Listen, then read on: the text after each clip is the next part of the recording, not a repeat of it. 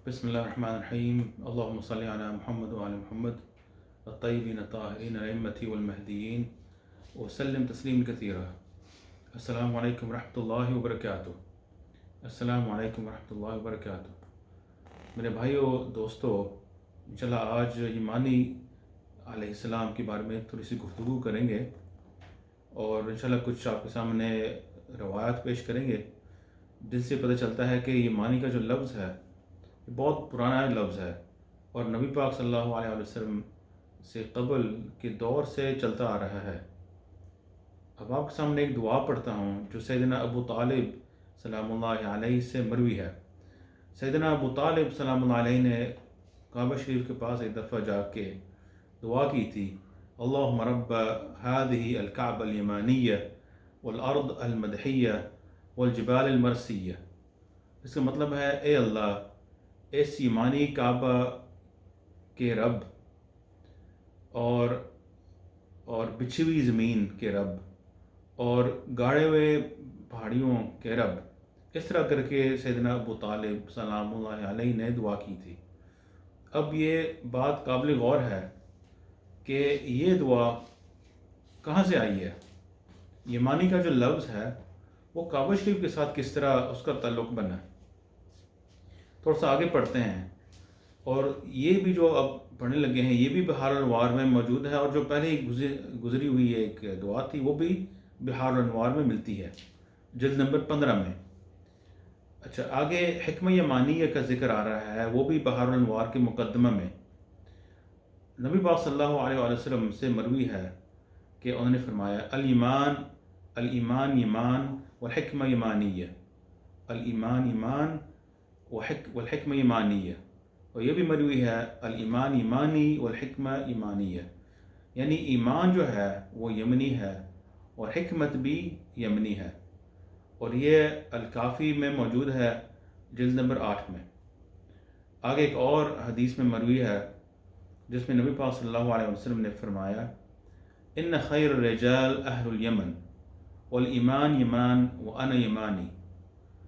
ان خیر الرجال اہل الیمن والایمان ایمان وانا یمانی، کہ سب سے بہتر مرد یمن کے لوگ ہیں اور ایمان بھی یمنی ہے اور میں ایمانی ہوں. اور یہ بحار الانوار جلد نمبر 57 میں موجود ہے. آگے ایک اور روایت ملتی ہے جس میں عیسیٰ علیہ السلام کی مناجات یعنی عیسیٰ علیہ السلام کی دعائیں مذکور ہیں.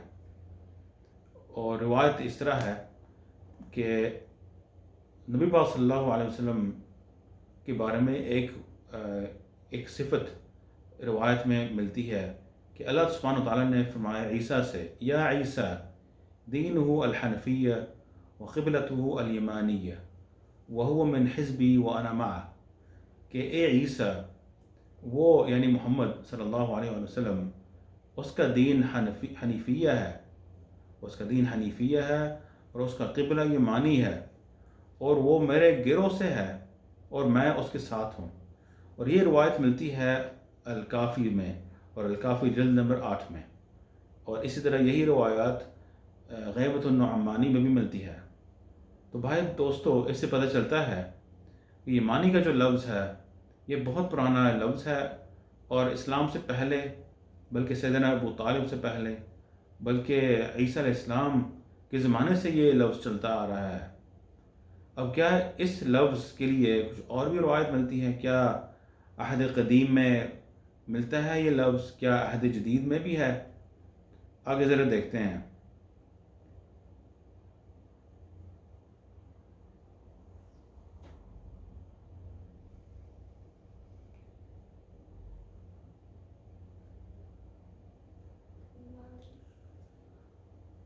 یہود جو تھے، جو مدینہ شریف میں رہتے تھے، اس سے اوپر والے علاقے میں بھی یہودی حضرات رہا کرتے تھے.